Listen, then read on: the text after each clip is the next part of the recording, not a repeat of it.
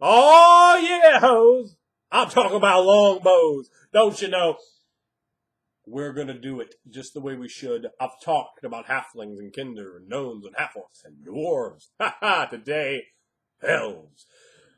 Elves are perhaps the greatest victim of human castration of any of the species in Dungeons and Dragons. Exhibit A. Sahani Moonbow. Moonbow. Moonbow is not elven. That is not an elven word. Moonbow is English. You know what English is? Common. You know why? Because role-playing game books have been written predominantly in English-speaking countries. All of them. So, that being said, Moonbow. My goddess has a human name! Why does your goddess have a human name? That is stupid.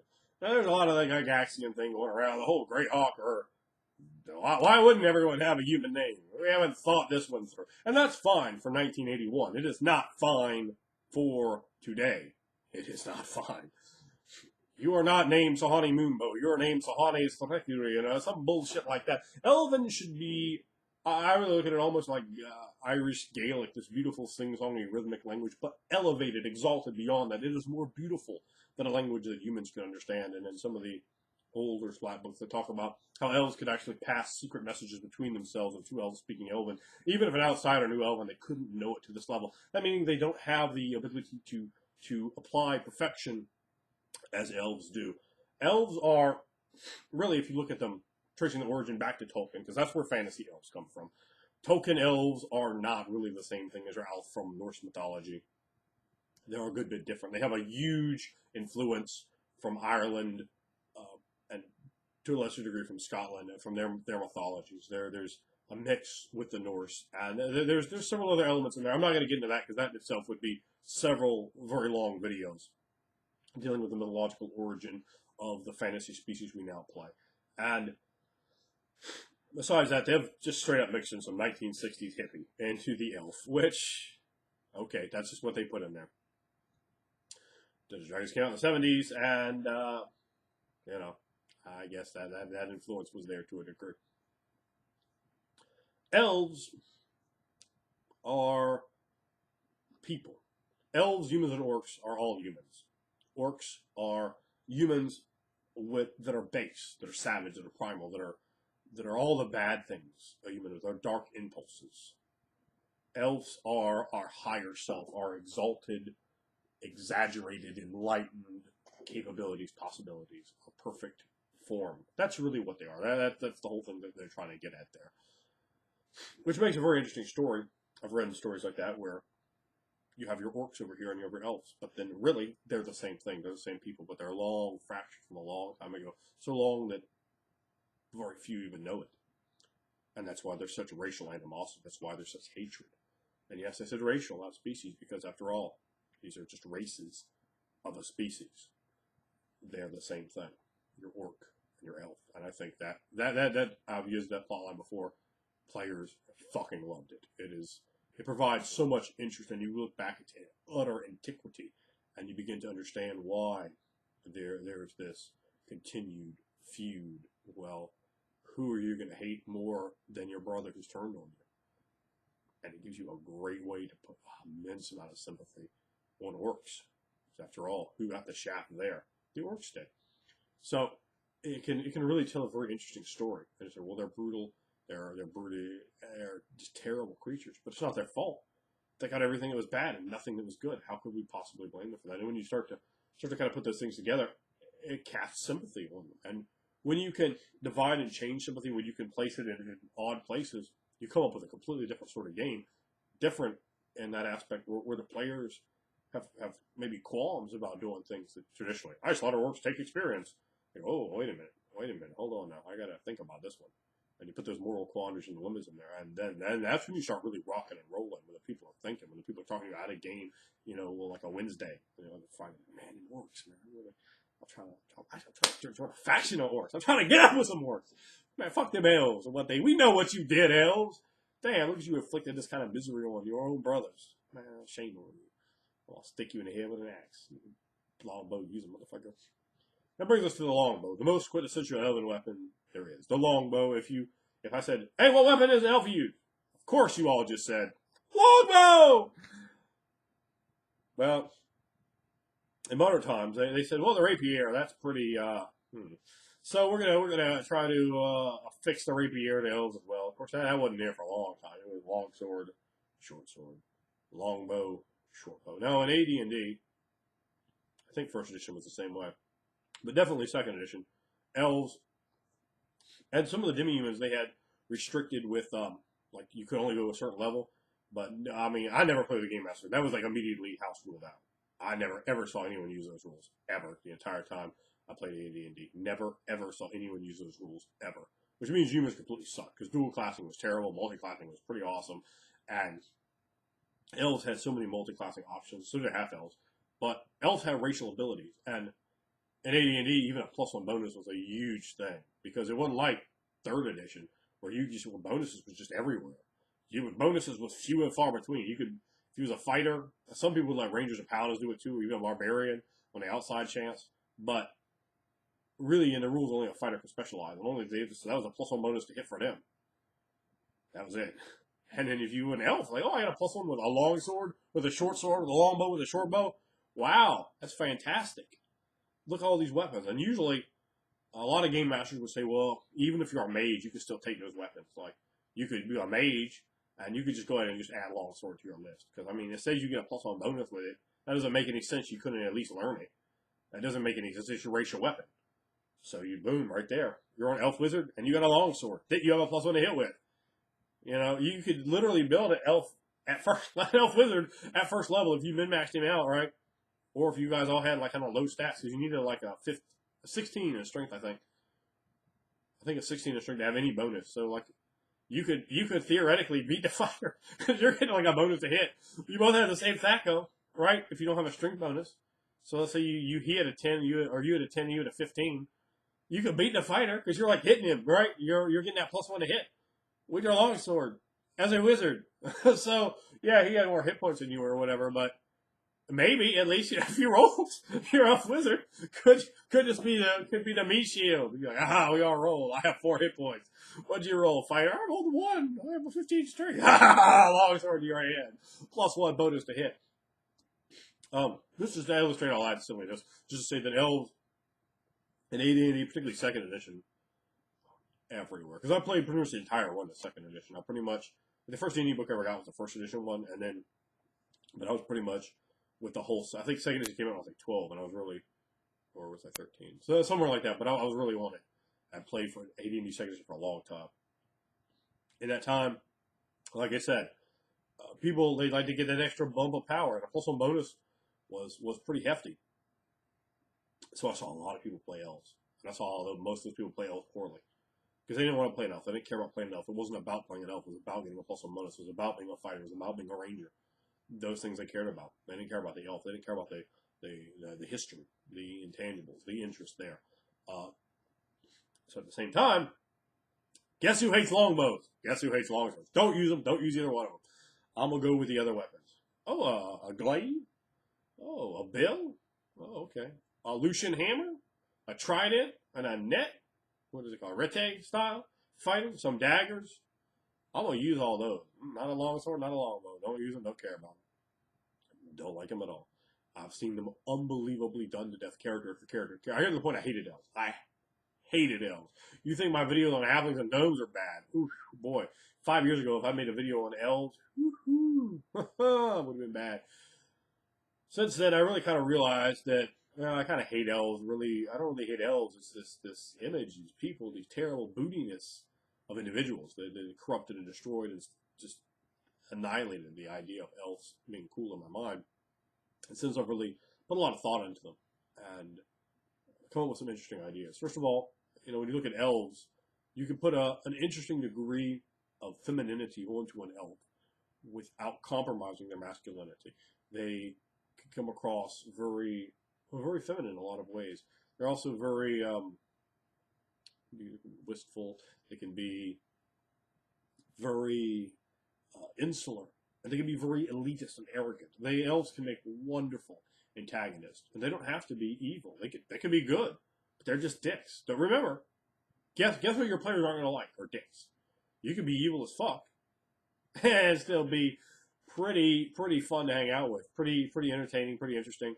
And guess what? The players they're going to gravitate towards that character, gravitate towards that ogre with the high charisma, but not that elf that just dissed them off like they was nothing, just took them and right into the mud with their face of the thoroughfare and the feces of horses. They're not trying to get with that elf. They're going to have a grudge, believe it. And you can put in those characteristics. Well, I'm an elf. I'm better than you. Well, I am better than you. We just talked about why an elf's better than you. What's the exalted higher aspect of a human? Don't think that there are not going to be a few of them that are going to kind of remind you of that. Oh, you filthy human. What are you? Some kind of demi-ogre? Disgusting. They're not about you. They're not about your antics. Elves have a tremendous affinity towards their crafts, and they craft differently than dwarves. Dwarves are things of the earth, things of metal. Elves have they're more organic. The forests, being able to live with nature. We're talking about that really hippie aspect there. Elves are, if you have a modern day world, they're on the front lines of certain types of disease research, of green energy, of water purification. And these are things, working against deforestation, working against aspects of pollution like that. Those are things that elves are really going to be concerned about. And you can take that here and sort of dial it back and say, well, how would that work? Sometimes people, they seem to kind of only vaguely understand it. They're like, you walk into the forest, they're like, elves come up, don't cut my trees down. You're like, we weren't even looking at these trees. We were just trying to get past them. No, don't do it. Don't play that character. We've seen him from game masters who are fumbling for ideas and have no idea what they're doing. And it just comes across like, well, why is the elf screaming at me not to cut trees down? I don't even care about cutting these trees down. Plus, we're an adventuring party. We're not a lumber company. If we cut like a couple of branches off a tree for fire, it would still be okay. Everything will be all right. And the elf would know that because the elf understands that trees grow back. He lives there. He's not going to he's not that, he doesn't want the forest cut down, but if you want some firewood, things are going to be all right, So I've seen that's a poorly done idea. Elves gravitate towards things in a beautiful way where they have passion and poetry. They have a love for light and life and the finest of things. They are a true aristocracy, where dwarfs are your common man. I think that's why a lot of people like them. They like that grog-ass ale beer. Elves like fine wine. And a lot of those people that kind of put people off them. They don't really quite know. They have these polished rapiers and golden chainmail. They have these elaborate built cities in the middle of forests that are nigh inaccessible, or off on a mystic island, or high in the mountains, or in some other strange place. And even when they're in a multicultural environment, elves have a regalness to them. They often come off as haughty because, let's face it, elves think they are better than every other species there is. They certainly think they're better than humans, dwarves, half-orcs, gnomes, and the like. They do. That's just part of their makeup. And that can be a great way to twist them into working a soft heel, where at the same time, they could be face, they could kind of be with the whole actions of what the party are doing, but just be kind of a dick and kind of force the party to be together even more. Because when you have an outside force putting you down, that to work against, but his goals are maybe even the same. But he may not be down with you. You're like, oh, you're crude and vulgar, and he may be right in why he thinks he's not down with you. And you're like, oh, that is a jack. We are crude and vulgar. We feel bad about ourselves and our own bitch asses. So you can flip that both ways. You can use that and run with it. And when you put the elves out there, art should really be a cornerstone, whether it's elaborate tapestries or paintings or sculptures in strange ways. And their artistic ability really should probably be head and shoulders above the majority of other species. The ideas, we look at things like elven chainmail. And there's a ton of things like that you have. Well, what about just a normal tapestry? You know, why does it have to just be like items of armor class bonus? You know, why does it have to be items of to hit addition? You know what? That's not what society is about. You're not like, oh, we just make chainmail and they're not dwarves. They're going to make tapestries. They're going to make, and these things should as well have that same ridiculous ability. Remember, an elf could be like, well, yes, I worked 75 years on that. 75 years? Shit. I'm not even going to be alive that long. And certainly the first 14 years or so, they weren't going to be much value. And the last couple, they ain't going to be much value either. So how could you even compare to that? There's that level of thought. And that's one of the great things with elves. They live so long that you can really put a longer spectrum on their thoughts. You know, it's like, well, yes, we're going to live for 500 years. That's really more than 5 times as long as a human. Dungeons and Dragons is something that, well, I think everyone thinks is stupid. I've yet to find anyone who could explain this one very well. I've heard some pretty pathetic attempts at explaining it, and the majority of game masters who actually think about this just go, okay, we're just going to ignore that. That's just stupid. All right.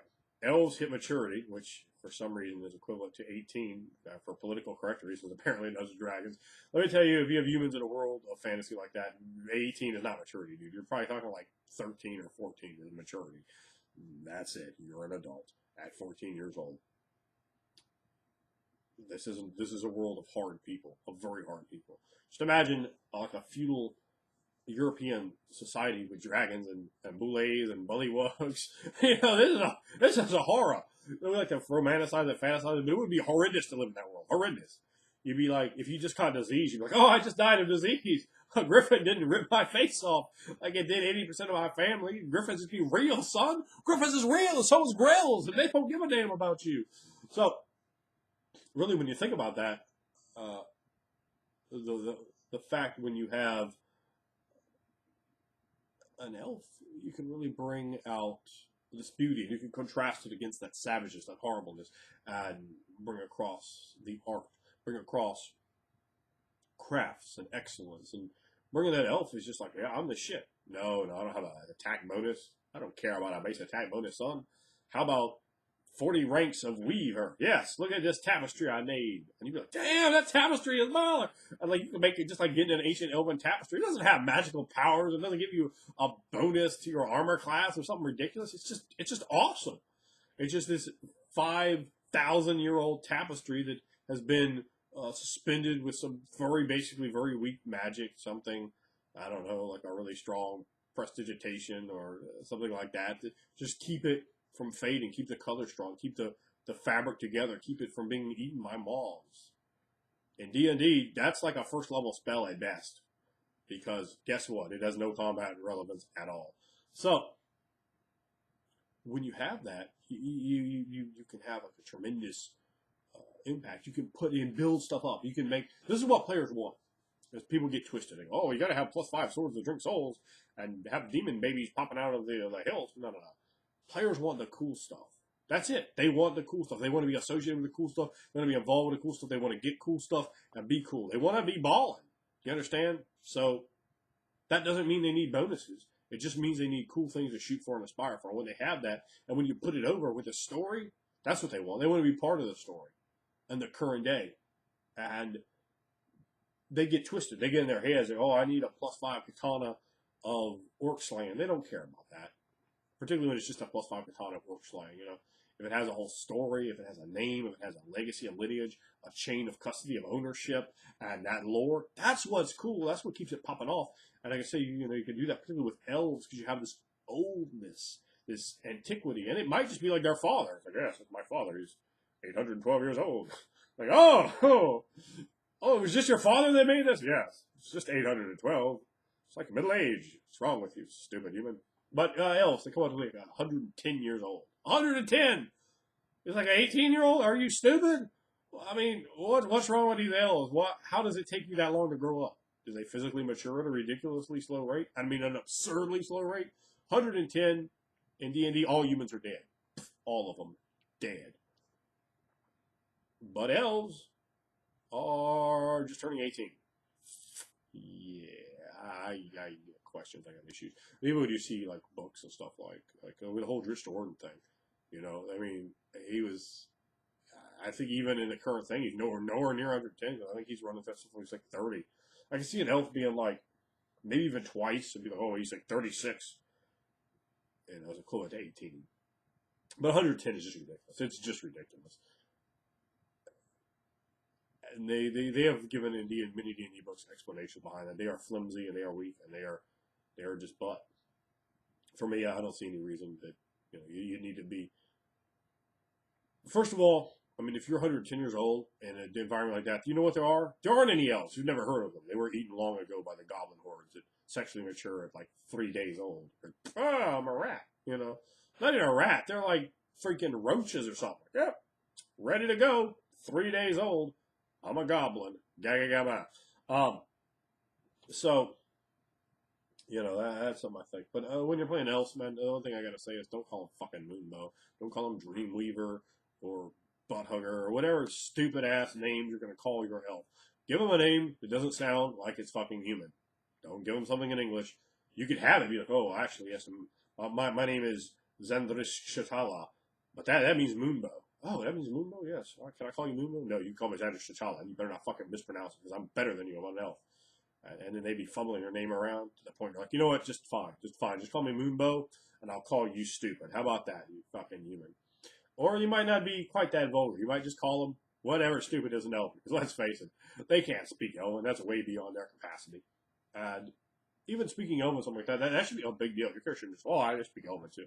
Well, how'd you learn Elven, dude? Elven is a hard, difficult, complex language that an elf is probably not want to teach you. He's like, well, look, I'll learn your language because, I can't stand you butchering, mispronouncing mine. It's just not going to happen. Not at all. So, I think that when you have elves, you want to portray them as beautiful, as regal, as having an inner poise and confidence and haughtiness, that knowing that they are better than everyone else, they don't have to be a dick about it. Let me make sure I get that point across. They can be, though. They certainly can. And they may well enjoy it. And it might be a good way to do it. But they don't have to be. They do not have to be. But it should still be there, kind of laying dormant under the surface, where you look at it and like, you think you're better than me. And that whole kind of thing can kind of go through the whole game, where they're just kind of looking down on you. You just did some dumbass human shit or some stupid dwarven shit. You're like, just looking at it. You just look, he just shake his head, he look at you. And because you know what he's thinking. He's like, oh, now you think you're better than me just because I showed a little ass, and so forth. So, when you're bringing the elf, bring them across as and again, they don't have to be poised and polished and educated. They're the savage types of elves, but at the end, that's really what their base archetype is. A perfect version of a human. So you start there and start working backwards. Start adding, start sculpting from that sort of idea. And you can really kind of come up with an elf. Remember, when people are better than you, they think they're better than you. People are real quick to do that. And elves, you're not an elf. Well, we're better than you. And then you can get a kind of interesting things with the different races of elves, right? Where, who's better? The gold elf, probably the one that is better than the rest of them. Certainly than, the savage-ass wood elves and the high elves and so forth. And that gold elf or gray elf, whatever you want to call them. I like gold elf. I like the look of a gold elf with the lavender eyes and the Jander Sunstar action. I think that actually was pretty awesome. I could definitely get with that guy. So I think that when you're putting an elf together, maybe you go with something besides a longsword and something besides a longbow. Maybe, you say, we have longbows and longswords, sure. But, all our NPCs over here, they all have them. But for me, like, if that's what the whole running NPCs has, everybody has, this standard issue stuff. Why don't I do something different to kind of set myself apart? Why don't I just go ahead and go mess with a heavy crossbow? Why don't I go mess with like a great club or get myself a mace, get myself a two-handed sword or something that sets me apart, something that makes me a little different. Get a pole arm, get a whip, get a bionic elbow if you understand. Maybe just something to make it a little different. The idea of the longsword, now even of the rapier, in old editions, the short sword of the bows. Yeah, it's quintessentially elven. So I mean, I can't fault to say, oh, you shouldn't do that to be an elf, but it's been done to death, absolute to death. And when you're playing an elf, I think elves are the highest role playing challenge of any of the base races. They're mentally, psychologically speaking, quite complex and difficult. And you know, the majority of people that are playing role-playing games, they're not up for the task of playing an elf. Let's just shoot on it. They're not. If you're like 14 or 15, elves, they might be out of your wheelhouse. If you play like you're 14 or 15, elves going to be out of your wheelhouse. You understand, baby? If it's a game about slaughtering things and so forth, well, just go on to something else. Here you go. It's a human. That's what you need to be playing. Human fighter, you know, like a mail order course. Like you can only play a human fighter. Like, you try to like write it on your sheet. You're like, oh yeah, I'm going to play a Knoll Ranger. It says human fighter here. Yeah, that's what you get, Bubba. You learn how to roleplay before you start messing with these things. And elves, man, they're complex. So you can go through a lot of monsters that are a lot easier to roleplay than elves because they have that different view. They view the world differently because they live so long. They view the world differently because, let's face it, they're sort of apex in terms of spiritual superiority, in terms of genetic quality. The fact that, you know, they're in most worlds, elves are going to be a dying species because they can't keep up. They're like, elves, we had this long war, and we still haven't recovered from it. Sorry. It takes 110 years for one of us to mature to sexual, you know, but the goblins over there take 110 days.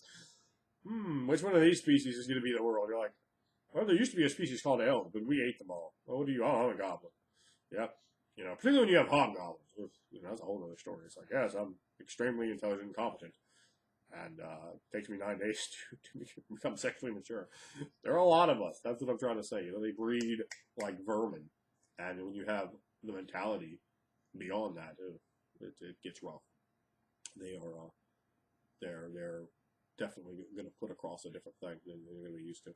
So that's what I got to say about elves. I know what you think about elves being a role-playing challenge, about the different mental ideas of elves, the idea of superiority, of a closer connection to the world, of an aspect of a soul that just radiates and resonates with magic to a degree that the other species just can't think of. The idea of being sort of a relic of a past age that shines so brightly it can still persist like a beacon in the night. And the idea of sort of portraying elves as something that is doomed. Or even running elves in a world, and I've done this before, where there are just a few left. It's like, yeah, there's like 75 elves left there. You know, they're just a completely endangered species because they just can't reproduce. And other races being haters, like, oh, they're better than us. Well, let's get them. We can't tolerate this. We want to be best. And when we do this by killing you. So they just get eradicated for so many different reasons. And it can provide an interesting, different world when you highlight the important aspects of a species, not just throwing them out there with longbows and long swords and saying, yeah, they live on some island or something. I don't know. I'm not sure. Elves just be in the city, just chilling, working the stable hands or something. I never thought it through. Think it through. That's what I'm saying. Think it through. And don't call them fucking Moonbow.